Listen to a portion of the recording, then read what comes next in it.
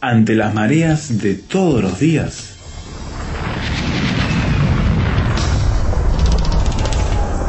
llegamos a tierra firme.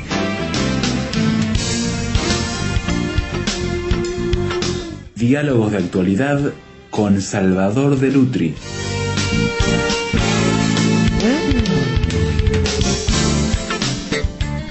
Hay muchas maneras de conocer a las personas, de saber qué hay en su carácter, en su temperamento, de cómo se relacionan con los demás, y una de ellas es conocerlos acerca de cómo manejan, cómo conducen, cómo se relacionan en el tránsito de todos los días, en las ciudades, en los lugares donde nos movemos.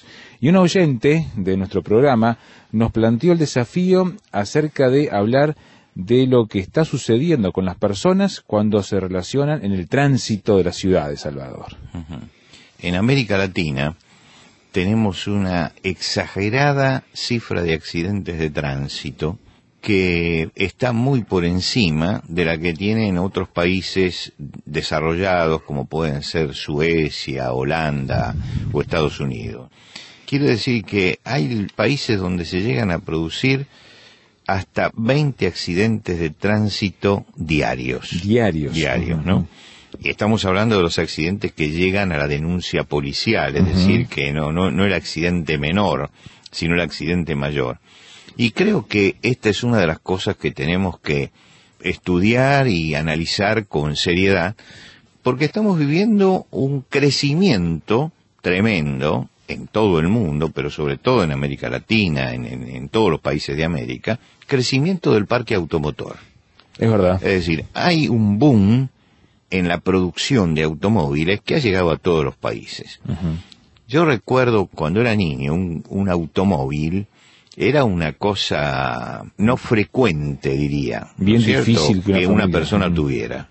Entonces, a lo mejor en un barrio había 10 automóviles. Hoy en ese barrio hay 200 automóviles, ¿no? En el mismo lugar.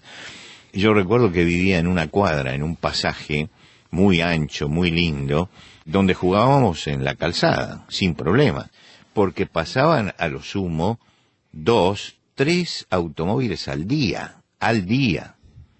Hoy, en estacionamiento, en ese mismo pasaje que tiene 100 metros, hay por lo menos 30 automóviles colocados en ese lugar. En estacionamiento nada más. Y bueno, el cambio en el parque automotor es muy importante. ¿Por qué? En primer lugar, porque se hace más difícil el hecho de conducir. Porque hay menos espacio. Hay menos espacio.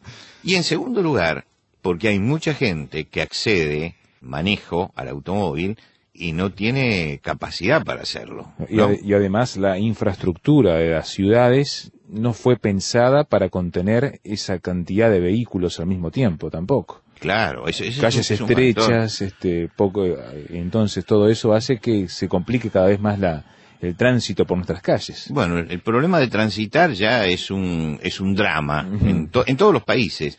En Europa se ve, por ejemplo, en las viejas ciudades, que tienen trazados que vienen desde el medioevo, con grandes pasajes, y entonces los europeos han optado por el auto pequeño, que puede manejarse mucho mejor en esos lugares, y en otros lugares, como Holanda o Suecia o Bélgica, la bicicleta ha ocupado un lugar importante, que lamentablemente no lo ocupa en América Latina. Porque en América Latina parecería que la bicicleta marca también un nivel social, ¿no? El que va a trabajar en bicicleta es porque tiene determinado nivel. Mientras que en Suecia hasta... Yo tengo amigos suecos que me contaban que pasaba el rey en bicicleta también, ¿no es cierto? Es decir, la bicicleta es un vehículo, y es un vehículo serio que lo usan a todos los niveles. El gerente del banco va en bicicleta hasta el banco a asumir su cargo, ¿no? Es decir, así como va en un automóvil, va en bicicleta. Esto no es pensable todavía en América Latina, donde el auto marca mucho más el estatus, ¿no es cierto? Entonces, si tenemos un parque automotor mucho más grande, tenemos que tener exigencias para los conductores que también sean mucho más grandes, y si tenemos problemas de espacio, pues tenemos que levantar cada vez más las exigencias del que está conduciendo. Yo no sé qué te sucedió cuando fuiste a sacar tu primer permiso para conducir, brevete o la libreta, carnet sí. o libreto, como le llaman en cada Sí. país, ¿no? Nosotros tenemos algo que se llama registro. Ujú. El registro de automotor es el librito o la tarjeta, en aquel momento era un librito que lleva tu foto y que te autoriza, pero para hacer eso hay que hacer alguna prueba, Claro. ¿no? ¿Cuál fue la prueba que yo hice cuando fui a sacar a los 18 años mi registro de conductor? Llegué al municipio, me acuerdo que la plaza, estaba frente a una plaza y en la plaza no había ningún automóvil. Así que yo fui con mi carro y lo estacioné allí. ¿Mm? Ujú. Y subo para hacer el registro de permiso. Sí. Cosa que ya está mal desde el comienzo, Ujú. porque el que va a sacar no puede venir conduciendo, si todavía no tiene el permiso. Pero en aquel tiempo se iba conduciendo, es decir, la persona que iba a sacar tenía que ir por un automóvil con que le iba a rendir la prueba y ponerlo enfrente. Entonces me presento y me acuerdo siempre un señor con un moñito muy parsimonioso, muy elegante, me dice, así que viene, ¿usted tiene los 18 años? Sí, entonces presenté los documentos, dice, bueno, vamos a hacer la prueba de manejo. Bajó conmigo, dejó la oficina y bajó conmigo, era la única persona que hacía tránsito, bajó conmigo, se subió al lado y me dijo, bueno, dé una vuelta a la plaza. Y di una vuelta a la plaza. Cuando acabo de dar la vuelta y vuelvo frente al municipio, me dice, frene y estacione. Y entonces frené y me acerqué al cordón. Bajó y me firmó. Era todo. Claro. Es decir, no me pidió ni normas de tránsito, ni reglas, nada. Es decir, a ver si sabe apretar los pedales Lo del básico, automóvil, sí. lo básico. Entonces, yo digo, bueno, los tiempos han cambiado. Ya ahora tenemos que conocer bien las normas de tránsito. Por lo Ujú. tanto, tiene que haber un examen teórico profundo. Claro. Para que la gente conozca las normas de tránsito. Y conozca por qué están esas normas de tránsito vigentes. ¿Por qué tenemos esas normas de tránsito? Eso creo que es lo primero, que tenemos que hacer un buen examen de la persona. Pero, ¿cómo hacemos para darle a esa persona, además de conocimiento en las reglas de tránsito, cómo hacemos para que esa persona además reciba ese permiso en la convicción de que debe cumplir esas normas de tránsito? Y este es el segundo problema que tenemos en América Latina, que yo creo que es un problema que recibimos de herencia de la relación que han tenido los pueblos originarios con los invasores, ¿no? Que es que todas las leyes hay que transgredirlas. Claro. De alguna forma, como decía un teólogo argentino, nosotros creemos que las normas están hechas para perjudicarnos. Entonces, cuando aparece la ley, yo digo, ¿cómo puedo hacer para eludirla? Ujú. ¿No? ¿Cómo puedo hacer para no cumplirla? No digo, qué bien, tenemos una reglamentación rígida y esto va a funcionar mejor. Claro, porque se parte de una premisa equivocada. Claro, de que el que está poniendo la ley la pone para su beneficio, Ujú. ¿no? Y yo creo que el asunto pasa por ahí, pasa por la conciencia del que conduce. Él puede conocer todas las normas de tránsito, pero después cuando está en la calle tiene que cumplirlas. Y hay un paso muy grande entre conocer algo y cumplirlo después, ¿no? Y creo que allí es donde está el problema. Hay dos problemas. Es que de pronto aparece una persona y dice, aprendí a manejar. Manejar no es conducir, Claro. ¿no? Entonces, aprender a manejar es saber cómo funciona un automóvil, cómo moverlo de un lado para otro. Conducir es cómo hacer que ese automóvil esté dentro del parque automotor y dentro de la problemática que tiene una ciudad Ujú. y cómo tengo que manejarme en relación con los demás. Y en segundo lugar, tengo que tener en cuenta que había una publicidad muy interesante que decía, recuerde, usted que maneja, que conduce, que en sus manos tiene un arma. Ujú. Es decir, que no ver el automóvil solamente como un vehículo que me transporta de un lado a otro, sino como un arma que puede matar, ¿no? Y esto es real, un automovilista puede hacer un desastre, puede matar. Y entonces ese automovilista tiene que tener en cuenta y tiene que tener conciencia de que está caminando gente por la calle, de que hay peatones y de que hay otros automóviles que también llevan gente adentro. Y entonces hay una serie de normas que tiene que cumplir, porque no es solamente que él llegue a destino, sino además que llegue al destino felizmente sin haber matado a nadie. Entiendo. Que el auto sea un vehículo y no se transforme en las manos de él en un arma. Entiendo. Y este es uno de los problemas grandes que tenemos con conducir en nuestras grandes ciudades y en nuestras rutas también, ¿no? A veces queremos llegar antes, no sabemos por qué, pero queremos llegar antes. Yo veo que es una fiebre en América Latina, una fiebre del automovilista en América Latina, el querer acelerar para poder llegar antes. No sé por qué quiere llegar antes, pero hay que llegar antes, pero tiene que llegar antes. Y entonces, si la marca es 100 kilómetros por hora, él va a tratar de ir 110, porque todos van a 100, ¿no es cierto? Yo recuerdo un juez de faltas que le pusieron una multa a un joven porque conducía con exceso de velocidad. El joven fue y se presentó y dijo, mire, dice, mi coche iba a 105 kilómetros, ¿no? Y son 5 kilómetros más, nada más, de exceso, porque la velocidad máxima era 100 en ese lugar, ¿no es cierto? Dice, y el cuenta kilómetros de un automóvil no puede regularse a eso, ¿no? Es decir, siempre tienen una falla, ¿no? Y él lo atribuía a eso. Y el juez le dijo, el asunto es que nosotros ponemos 100 como máxima. Usted puede ir a 90, puede ir a 80. Claro. No necesita ir al tope siempre. No es que le estamos exigiendo que vaya a 100, pero usted cree que es una exigencia. Que si dice máxima 100, usted tiene que ir a la máxima, ¿no? Pero resulta que las autopistas tienen mínimas también. Entonces se dice mínima 60 kilómetros por hora, máxima 100. ¿Por qué no va a 80? ¿Por qué no va a 90? ¿Por qué tiene que ir a 100? Y yo creo que tiene lógica lo que está diciendo el juez. ¿Por qué tenemos siempre que ir al tope de las cosas? ¿Por qué no podemos ir un poco más tranquilos?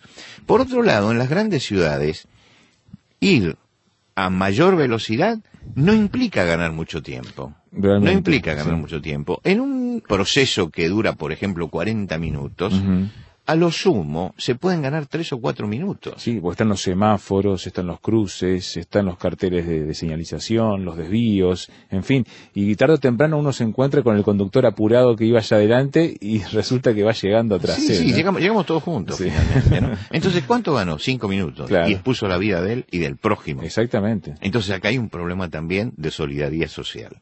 Hacemos una pausa en la charla, estamos hablando de cómo conducimos en medio de los tránsitos de nuestras ciudades, en nuestro mundo que se ha complicado tremendamente. ¿Cómo lo hace usted?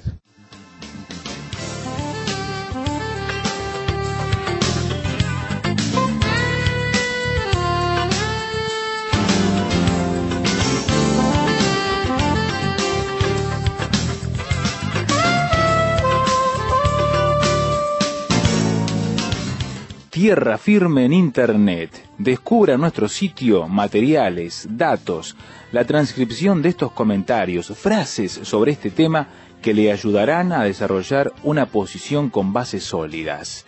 Visítenos en www.tierrafirmertm.org www.tierrafirmertm.org.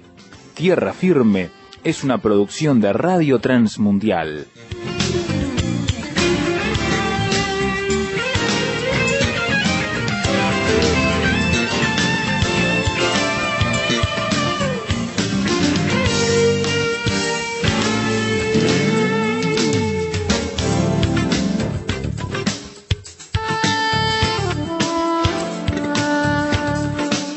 Antes de la pausa, Salvador, nos planteabas que la manera en que conducimos está mostrando una dificultad en la relación con el prójimo y específicamente en la solidaridad social, que debería ser otra al momento en que nos relacionamos con el prójimo en el tránsito, en las vías de tránsito, en las calles, en las autopistas, en las avenidas, al llegar a las señales de semáforos, de carteles, en fin, parece que todo eso es una especie de selva donde vamos a imponernos al otro.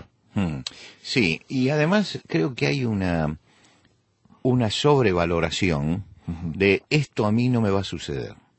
Es decir, a mí no me puede suceder. Entonces él ve un desastre en otro, pero esto no me va a suceder a mí. Hay que usar cinturón de seguridad, porque cinturón de seguridad protege la vida. Sí, pero yo voy a 5 cuadras nada más. Entonces me resulta incómodo, no me voy a poner el cinturón de seguridad porque voy a ir 5 cuadras, ¿no? Y uno dice, bueno, en esas 5 cuadras puede producirse un siniestro, un desastre, Tal cual. ¿no? No, él cree que a mí no me va a pasar en 5 cuadras. Y creo que ese es uno de los problemas. Por ejemplo, hay una norma que es que los niños tienen que ir en el asiento trasero, ¿no? Los niños tienen que ir en el asiento de atrás. Pero además, los niños no solamente tienen que ir en el asiento de atrás, tienen que ir amarrados en el asiento de atrás y tienen que ir a un costado, no en el centro del automóvil. Porque muchas veces, en un choque violento, el niño estaba sentado en el medio del asiento de atrás y salió despedido y salió por el parabrisas, por el vidrio de adelante. Lo destrozó con su cuerpo y con su cabeza, ¿no es cierto? Entonces, ¿por qué? Porque se sentó en un lugar inconveniente. Mientras que si está detrás del asiento del conductor o del acompañante del conductor, donde estarán seguramente la mamá y el papá sentados adelante, si están allí detrás, el golpe lo va a amortiguar el asiento que está delante, ¿no es cierto? No va a salir despedido. Sin embargo, hay padres que llevan a su hijo suelto en el asiento de atrás y el niño se corre y se pone en el medio para conversar y pone sus manitas una en cada asiento de los que está delante y conversa. Y el padre sigue manejando tranquilo. ¿Por qué él sigue manejando tranquilo? Porque él dice, eso no me puede pasar a mí. Y resulta que las cosas que creemos que no nos pueden pasar, finalmente nos pasan. Hay una estudiosa, es una licenciada en seguridad, que habla acerca de la seguridad y dice, muchas veces se habla del problema de que los latinoamericanos tenemos problemas para respetar las normas, cuando la realidad es que somos seres humanos con modos de pensar y actuar que no difieren demasiado de los suecos o de los australianos, que viven en países con bajísimos índices de accidente de tránsito. Ella está diciendo, mire que los hombres son todos iguales. Claro, No pensemos que hay una gran diferencia. Lo que nos diferencia es básicamente nuestra experiencia o el aprendizaje social de lo que es más conveniente. Es decir, que ellos tienen conciencia de que lo más conveniente es manejar correctamente, mientras que nosotros no tenemos conciencia. Eso se hace a través de la educación. ¿Y por qué se hace a través de la educación? Porque forma parte de la educación de la persona el saber eso. Entonces, si la persona va conduciendo prudentemente, lo hace porque tiene una formación que le permite respetar al prójimo, o porque sabe cuáles son los valores de las multas que tiene. Quiero decir que a veces es por convicción y a veces es por miedo, pero sea por lo que sea, la sociedad tiene que imponer el respeto a las normas, ¿no? Yo creo que muchos conductores, yo veo muchos conductores en los países más serios y con menos cantidad de accidentes de tránsito, veo que los conductores automáticamente respetan siempre las normas. Y veo que en algunos países latinoamericanos, incluso en el mío, uno va con el conductor y el conductor llega al semáforo rojo y dice, no viene nadie, y cruza igual. Mientras que en otros países, aunque esté solo en el desierto de Sahara y tiene la luz roja, para. ¿Por qué? Porque se ha educado para eso. Y este es uno de los asuntos que señalan los especialistas, que el hombre tiene que encajar dentro de su automóvil y automatizarse. Es decir, ¿qué quiere decir automatizarse? Que cuando ve la luz roja, automáticamente tiene que parar. No tiene que pensar, está la luz roja. Automáticamente, si hay luz roja, para. Es lo que pasa, por ejemplo, en los Estados Unidos con el cartel stop. Donde hay un stop, todos llevan el automóvil a cero. Se detiene. Y después sigue. Ahora, no viene nadie, pero sigue a cero. Y yo he estado con alguna gente que vive en los Estados Unidos, entrando, por ejemplo, a un mall. Y en el mall hay una playa para estacionar los coches y esa playa es privada. Es decir, no entra dentro de lo que serían las rutas y todo. Pero ponen el cartel de stop, igual se detienen, ¿no? Allí nadie le va a hacer un ticket, una boleta, una multa, porque está dentro de un lugar privado. Pero automáticamente lo hace. Es decir, tenemos que llegar a automatizarnos en el manejo y el respeto de la norma, ¿no es cierto? Entonces, sé que una luz roja es para parar. Y a veces llego y, bueno, pero recién cambió, entonces paso, porque así no pierdo la onda verde de todo. Entonces acelero, y eso es lo que produce los desastres. Entonces creo que hay algo que a veces ignoramos, que es el sentido de proximidad. Hay alguien que está próximo a nosotros, es el prójimo, el que está allí. Y el prójimo que está allí merece respeto. La sociedad tiene que trabajar para que eso sea una realidad a través de leyes restrictivas. Si no hay leyes, no hay educación. Y por el otro lado, tiene que haber también una concientización de que el otro es responsable. Entiendo que muchas veces el que sube a un automóvil se siente poderoso. Tal cual. Se siente más poderoso que el que está caminando, el que está andando a pie. Y entonces él, al sentirse superior, quiere imponer sus reglas. Pero recuerdo siempre, hace muchísimos años, allá al principio de la década del 80, llegué por primera vez a Holanda. Ajá. Y estaba en un parque y fui a cruzar una calle. Y en el momento en que pongo el pie en la calzada, hay un automóvil que venía muy lentamente, a 100 metros estaba, y cuando vio que yo puse el pie en la calzada, paró. Y yo me quedé helado, y una persona me dice, no, cruce, está esperando que usted cruce. Yo crucé y el auto siguió. Bueno, yo me puse rojo de vergüenza en ese momento, porque yo no tenía que haber cruzado en ese momento ni en ese lugar. Pero lógicamente, latinoamericano, estamos en un lugar, en un parque, no hay nadie, viene un coche lejos, cruzo y llego al otro lado y no hay problema. Claro. No, pero el coche dijo, no, pero es un ser humano, ¿no? Y a pesar de que no está demostrando ser muy lúcido, porque está cruzando donde no debe y como no debe, yo tengo que respetarlo, y yo paro. Y me dio una tremenda lección. La tremenda lección de que estoy en un país organizado donde se respeta a la persona y donde si alguien está en la calzada y es un peatón y yo tengo un coche, no me tengo que sentir poderoso y hacer sonar el claxón o la bocina para hacer ruido para que él se corra, sino tengo que parar y dejar que cruce. Y sí, es verdad, es infractor, es un tonto, pero porque es un tonto lo voy a llegar al otro lado, justamente, ¿no es cierto? Evito el problema yo. Evito el problema yo. Es decir, creo que eso es solidaridad social, es entender lo que es el prójimo, es el otro, eso que tanto Jesús trató de enseñarle a los suyos, que el prójimo debe ser respetado, el prójimo debe ser amado, para el prójimo tengo que buscar lo mejor. Cuando Jesús hablaba de amar al prójimo, está hablando de la voluntad del hombre de hacer lo mejor por el otro que tengo enfrente. Y creo que eso es un signo de nuestra sociedad, el que no tenemos en cuenta que nuestro prójimo existe y yo tengo que buscar el bien de nuestro prójimo. Y cada vez que lanzamos nuestro automóvil, nuestro carro a alta velocidad, sin respetar las normas, y no respetamos nuestra vida, ni la vida del prójimo, estamos diciendo que todavía no hemos entendido aquello que Jesús enseñó en cuanto al respeto que tengo que tener para mi semejante.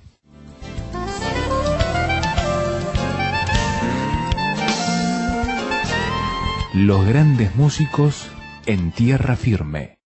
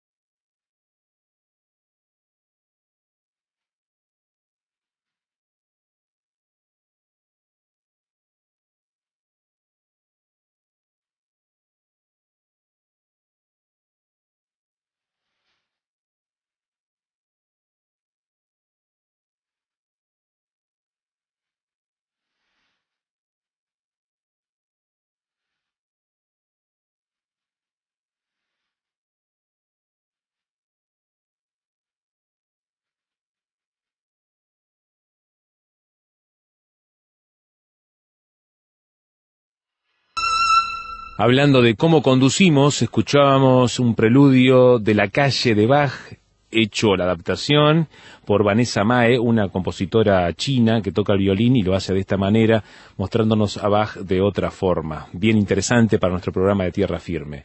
Ahora queremos invitarle a usted a opinar sobre cómo conducimos.